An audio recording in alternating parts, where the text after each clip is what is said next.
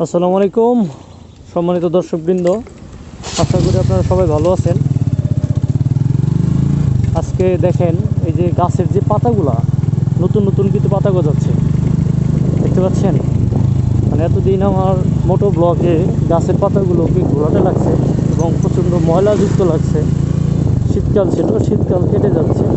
এই দেখেন গাছের পাতাগুলো কিন্তু এখন আবার স্বাভাবিক হওয়া শুরু হয়ে গেছে। এখন অন্তত ভিডিওর কোয়ালিটি ভালো হবে ইনশাল্লাহ এবং দেখতে ভালো লাগবে।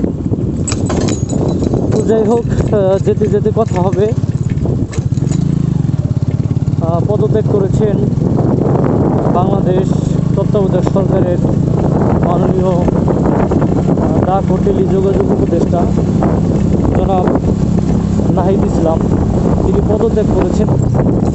সামনে হয়তো সুদূর প্রসারী কিছু আসতে যাচ্ছে। যেটুকু শোনা যাচ্ছে যে ছাত্ররা নাকি নতুন একটি রাজনৈতিক দল গঠন করতে যাচ্ছে এবং সেই রাজনৈতিক দলের প্রধান হিসেবে নেতৃত্ব দেবে নাহিদ ইসলাম। তো যাই হোক, বাংলাদেশে আজ পর্যন্ত এমন কোনো নেতা পাওয়া যায় নাই যারা এত বড় একটা পদ থেকে স্বেচ্ছায় পদত্যাগ করে। মন্ত্রী, অর্থাৎ একটা মন্ত্রী সমমান একটা পদ, সেই পদ থেকে স্বেচ্ছায় তিনি পদত্যাগ করেছেন। তিনি একটা দৃষ্টান্ত উপস্থাপন করেছেন। অর্থাৎ এ থেকে কিন্তু একটা ধারণা নেওয়া যায় যে কোনো পদ বা ক্ষমতার নেশা নাহিদকে স্পর্শ করতে পারেনি। তিনি কিন্তু নিজের ইচ্ছাতেই তিনি পদ থেকে চলে গেছেন এবং তিনি বলেছেন, আমার এই মুহূর্তে আমি মনে করি যে ছাত্রদের পাশে আমার থাকা দরকার। তো ছাত্রদের পাশে মূলত থাকার উদ্দেশ্যে তিনি তার এত বড় একটা পদ থেকে তিনি স্বেচ্ছায় পদত্যাগ করেছেন। তো যাই হোক, সম্মানিত দর্শক, কে কীভাবে দেখছেন নাহিদ ইসলামের এই পদত্যাগ করাকে আই ডোন্ট নো, বাট আমি ব্যক্তিগতভাবে আমার যেটা মনে হয়েছে যে তিনি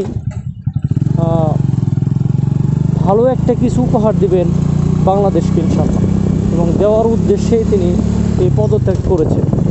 তো যাই হোক, যেহেতু 5ই আগস্টের পর থেকে তারা যে একটা আন্দোলনের মাধ্যমে বাংলাদেশ ছাত্র সমাজ একটা নতুন অভ্যুত্থানের সৃষ্টি করেছেন, নতুন একটা বাংলাদেশের সূর্যোদয়ের সূচনা তারা করেছেন, তারা অবশ্যই প্রশংসার দাবিদার।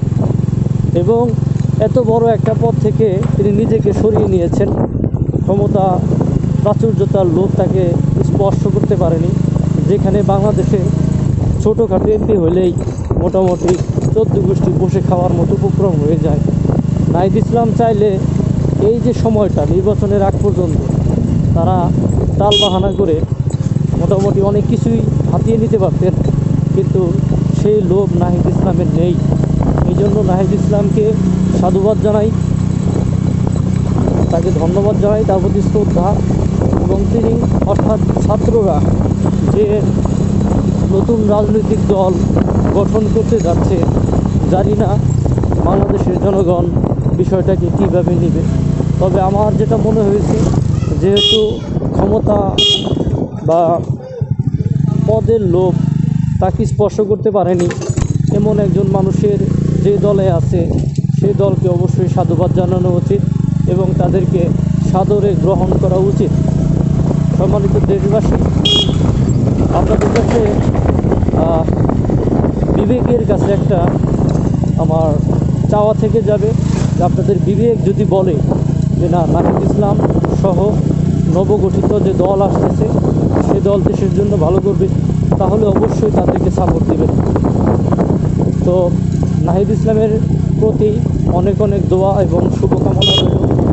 সামনে অবশ্যই ভালো কিছু উপহার দেবেন বাংলাদেশে, সেই প্রত্যাশা রেখে সেই সকলের কাছে আবারও নাহিদ ইসলামের জন্য দোয়া চেয়ে আমি আমার ব্লগটা এখানে শেষ করব। তো সকলেই ভালো থাকুন, সুস্থ থাকুন। দেখা হবে পরবর্তী কোনো ব্লগে, পরবর্তী কোনো সময়। আসসালামু আলাইকুম ওয়া রাহমাতুল্লাহি ওয়া বারাকাতুহু।